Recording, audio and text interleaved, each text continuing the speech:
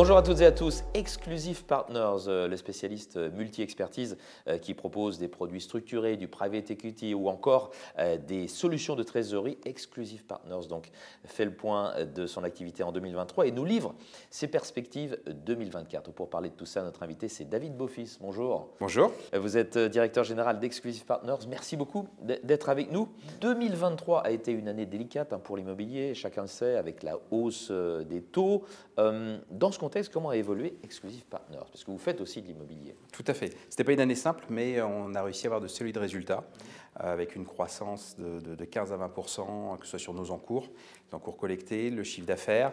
Et on a aussi augmenté la masse salariale en recrutant.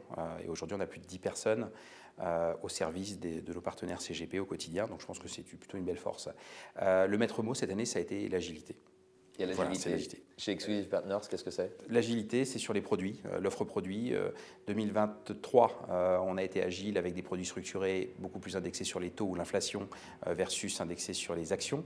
Il a permis donc de mieux manœuvrer dans ce contexte-là et de satisfaire nos clients CGP. C'est une offre en private equity avec Andera, avec Esting Capital sur la santé et Private Corner Ardian sur des produits private equity indexés sur l'inflation. Et pour finir, un produit immobilier qui a plutôt très bien résisté, qui s'appelle VFund. Bien, alors parlons de 2024. Quels produits allez-vous mettre en avant auprès de vos partenaires CGP?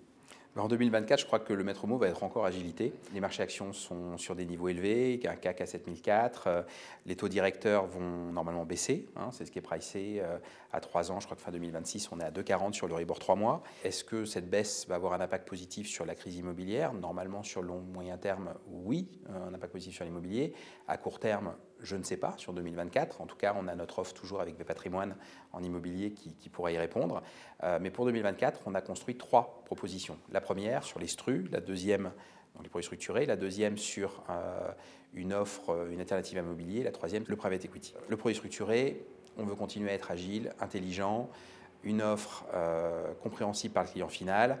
Je vous donne un exemple, le range accrual qu'on a traité là, il y a quelques jours.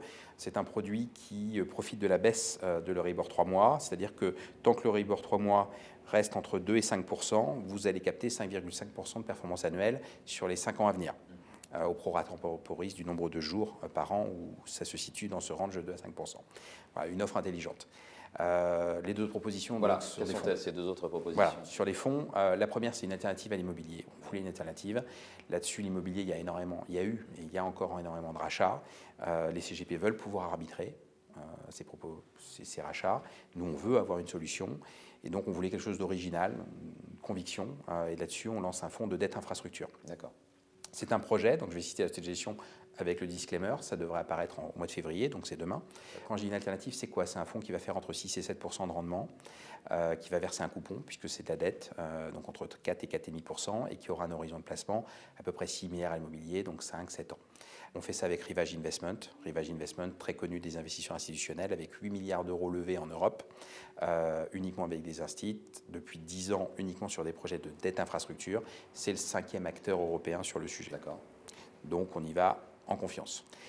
La deuxième ou troisième proposition, c'est le private equity. Et là-dessus, on va continuer tout simplement les vintage successeurs de fonds ultra thématiques parce qu'il y a une offre pléthorique en private equity, qu'il faut se diversifier, qu'il faut amener des solutions intéressantes. Donc sur le secteur de la santé avec Esting Capital, la santé, ça plaît.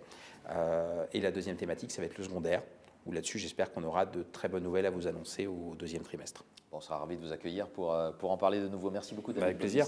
D'avoir été avec nous, directeur général d'Exclusive Partners. Au revoir. Au revoir, Vincent.